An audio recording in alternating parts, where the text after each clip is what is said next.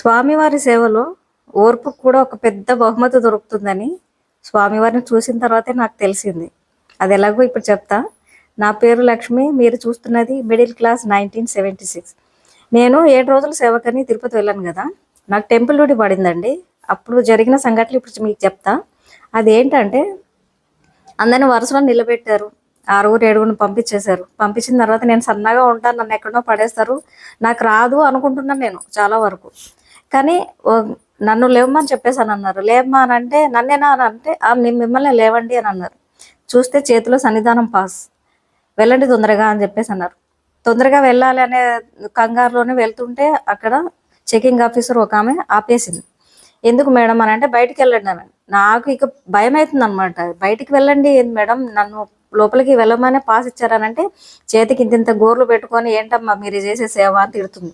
అమ్మో ఎట్లా అని ఏడుస్తుంటే పక్కన ఆమె ఉండి తొందరగా నెయిల్ కట్ చేసుకోమా పంపిస్తాను అని అంటే తొందరగా నోటుతోనే ఆ గోర్లన్నీ కట్ చేసేసి నన్ను పంపించారు. పంపించిన తర్వాత లోపలికి వెళ్ళిన తర్వాత ఒక్కొక్కరిని నిలబెట్టి ఒకరిని లోపల పంపిస్తున్నారు. ఇప్పటికి కూడా అనుమానమే, నన్ను ఎక్కడో పడేస్తారు అని చెప్పేసి. కట్ చేస్తే స్వామివారు కుడి వైపున అందరినీ గోవిందా గోవిందా అని ఇట్లా నెట్టండి అమ్మా అని చెప్పి నాకు సేవ అప్పచెప్పి వెళ్ళిపోయారు. ఒక గంట సేపు ఖచ్చితంగా చేసాం. చేసిన తర్వాత ఇక సిబ్బంది వచ్చి వెళ్ళిపోండి అందరూ బయటికి అని అన్నారు. ఇదేంటి స్వామి అందరినీ బయటికి వెళ్ళిపోమంటున్నారు, స్వామికి సేవకి 4 గంటలు కదా టైం అని అంటే అవసరం లేదు బయటికి వెళ్ళండి అని అన్నారు. బయటికి వెళ్ళిన తర్వాత స్వామి ఏంటి నిన్ను చూసే భాగ్యం ఒక గంట సేపేనా అని అనుకునే లోపలనే ఒక గంట తర్వాత మళ్ళీ రమ్మన్నారు లోపలికి, ఒక 5గురు రండి అని అన్నారు.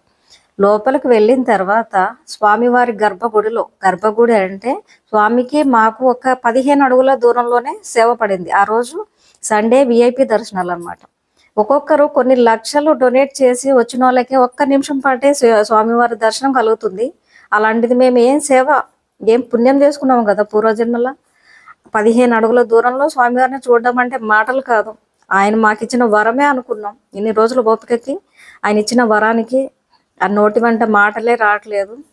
ఊరకంటగా స్వామిని చూస్తూనే అందరినీ వెళ్ళండి అమ్మ వెళ్ళండి, స్వామి వెళ్ళండి గోవిందా అని చెప్పేసి అని అన్నాం. ఇది చాలాదా ఈ బ్రతుకుకి అనిపించింది. ఎందుకంటే స్వామివారిని చూడాలని ఎంతో మంది తాపత్రయంతోని, బాధతోని, ఆర్తితోని ఉంటారు. ఏ జన్మలో చేసుకున్న అదృష్టమో కానీ స్వామివారి సన్నిధిలో ఆయనకి దగ్గరగా, ఆయన మనసు దగ్గరగా ఉండడం, నేను సేవ చేయడం, అది ఆయన ఇచ్చిన వరమే అనుకుంటాను. మీకు కూడా ఇలాంటి వరం కావాలా? మీరు కూడా ఆన్లైన్లో బుకింగ్ చేసుకోండి, స్వామివారి సేవకు రండి. అందరికీ ఇలాంటి సేవ కావాలని కోరుకుంటూ ఓం నమో వెంకటేశాయ.